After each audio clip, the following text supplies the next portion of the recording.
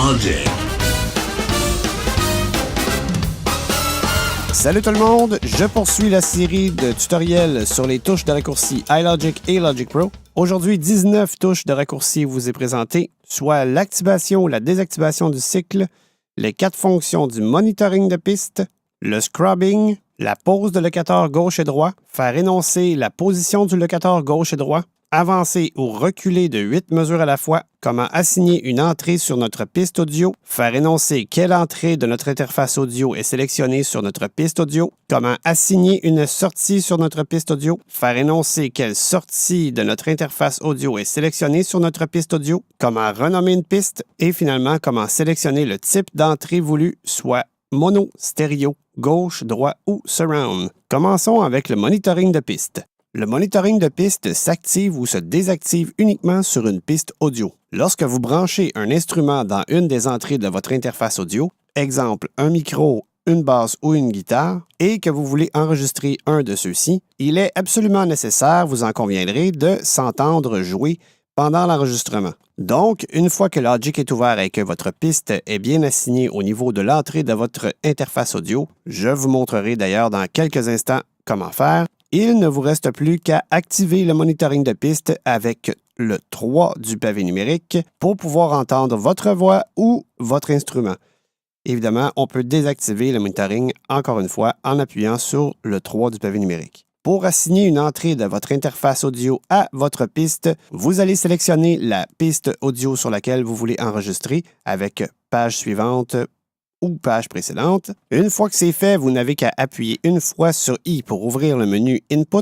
Menu. Assurez-vous par contre que votre navigation rapide est désactivée en appuyant sur flèche gauche et droit simultanément avant de naviguer dans ce menu. Donc, vous allez faire flèche bas une fois. Coche Input 1. Et par défaut, il vous sélectionnera l'entrée numéro 1 de votre interface audio.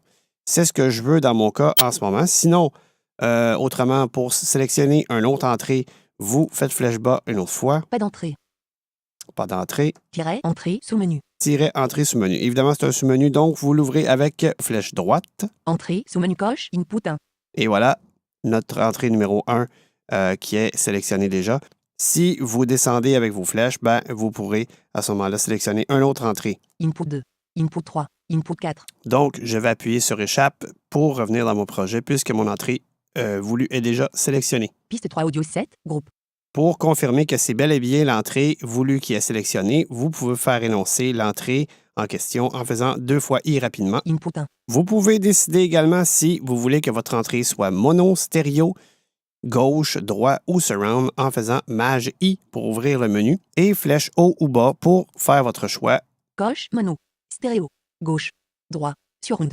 Vous aurez compris que si vous voulez enregistrer sur une piste stéréo, il faudra venir ici, dans ce menu, sélectionner stéréo au préalable et par la suite retourner avec I dans le menu entrée de piste et aller sélectionner soit l'entrée 1 et 2, 3 et 4, 5 et 6, peu importe, puisque la stéréophonie nécessite 2 entrées. Dans cette présentation, j'enregistre une basse, donc évidemment, celle-ci est mono. C'est pourquoi le mono est sélectionné.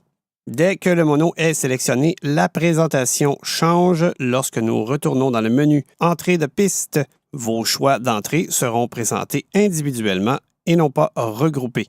Vous pouvez confirmer que c'est bel et bien votre choix qui est sélectionné en faisant Maj I 2 fois rapidement. Mono. Vous pouvez par la suite renommer la piste avec votre raccourci Maj Entrée.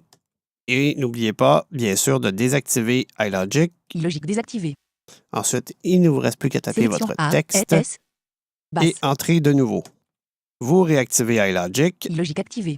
et c'est parti. Pour assigner une sortie sur votre piste sélectionnée vers votre interface audio, vous appuyez une fois sur O Menu. et c'est le même principe que le menu Entrée. Vous descendez avec vos flèches. Coche pas de sortie. Tiret sortie sous-menu. C'est un sous-menu, vous l'ouvrez avec vos flèches droites. Sortie sous-menu coche sortie stéréo. Et voilà, tous vos sorties vous est offert à cet endroit. Vous faites flèche bas jusqu'à temps d'entendre la sortie voulue et vous la sélectionnez en appuyant sur VO espace. Maintenant, pour faire énoncer quelle est la sortie qui est sélectionnée ou pour confirmer votre choix, vous pouvez appuyer sur 2 fois O rapidement. Sortie stéréo. Et VO vous énoncera quelle est la sortie qui est sélectionnée. Évidemment, si notre monitoring n'est pas activé, lorsque l'on joue, on n'entend absolument rien. Démonstration, actuellement, je joue de la basse et on n'entend pas. Par contre, si on appuie sur 3 du pavé numérique pour activer le monitoring, Monitoring activé. et voilà, on peut entendre au travers de l'interface audio ce que je joue actuellement. Évidemment, il faut activer l'armement pour pouvoir enregistrer. Armement activé. Et c'est le même principe si vous voulez enregistrer sur plusieurs pistes à la fois. Maintenant, pour avancer de 8 mesures à la fois, on appuie sur 5 du pavé numérique. 9 mesures un battement un tic. Et pour reculer de 8 mesures à la fois, on appuie sur 4. 1 mesure un battement un tic. Pour activer ou désactiver le cycle, on appuie sur virgule du pavé numérique. Cycle activé. Cycle désactivé. Pour placer le locateur de gauche, on appuie sur 9 du pavé numérique. Placer le locateur gauche. Pour placer le locateur droit, on appuie sur moins du pavé numérique. Placer le locateur droit. Pour faire énoncer la position du locateur gauche, on appuie sur maj 9 du pavé. Mesure 5, battement 1, tic 1, locateur gauche. Pour faire énoncer la position du locateur droit, on appuie sur maj moins du pavé. Mesure 6, battement 1, tic 1, locateur droit. Donc, si je me déplace sur la mesure 5 2, 3 mesures, 4 mesures, 5 mesures un battement un tic.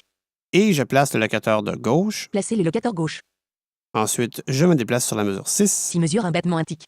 et je place le locateur droit. Placer le locateur droit. Maintenant, j'active le cycle Cycle activé. et je lance la lecture. 4 mesures 3 temps 750.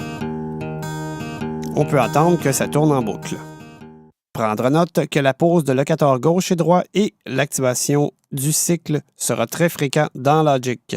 Maintenant, le scrubbing. Le scrubbing est très pratique lorsque l'on veut localiser un endroit précis dans notre projet. Il nous permet, sur une piste audio par exemple, de pouvoir se déplacer tranquillement vers la gauche ou vers la droite. Par contre, l'audio vous paraîtra un peu déformé. C'est normal, c'est que le projet joue à une vitesse très lente, ce qui modifie le son. Le scrubbing en audio se comporte différemment qu'en MIDI.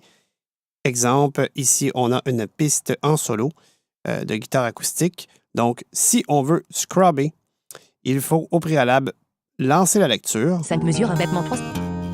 et par la suite, on utilise le 6 du pavé numérique pour scrubber vers la gauche et le plus pour scrubber vers la droite. Donc, je vais appuyer sur le 6 et tenir enfoncé le bouton. Donc, je recule très lentement, ce qui permet de localiser un moment extrêmement précis. Donc, je vais lâcher le bouton 6. 16 mesures 3 temps 629 tic. Et VoiceOver nous énonce l'emplacement de la tête de lecture. Maintenant, j'appuie sur plus. Donc, ça nous permet d'aller localiser exactement le début du coup de pic, exemple ici sur la guitare acoustique. Voilà, je suis pile dessus. 16 mesures 3 temps 18 tic. Je fais espace et la tête de lecture se positionne exactement à cet endroit précis. VoiceOver vous énoncera alors l'emplacement de la tête de lecture. Vous pouvez aussi lancer la lecture en appuyant sur espace tout simplement 16 mesures 3 temps 18 tic. et refaire option espace pour retourner à la position initiale et relancer la lecture. Prendre note que lors de l'utilisation du mode scrubbing, seulement l'audio de la piste sélectionnée se fera entendre. Par contre, si dans le même projet, il y a des pistes d'instruments logiciels, ceux-ci se feront entendre également. Il est donc préférable de mettre en solo la piste que vous voulez scrubber. Voilà, j'espère que ça vous a plu. Si vous avez des questions, suggestions ou commentaires, je vous invite sur le site web d'iLogic au www.ilogic.fr ou nous écrire sur l'adresse courriel d'iLogic au ilogic.contact@gmail.com.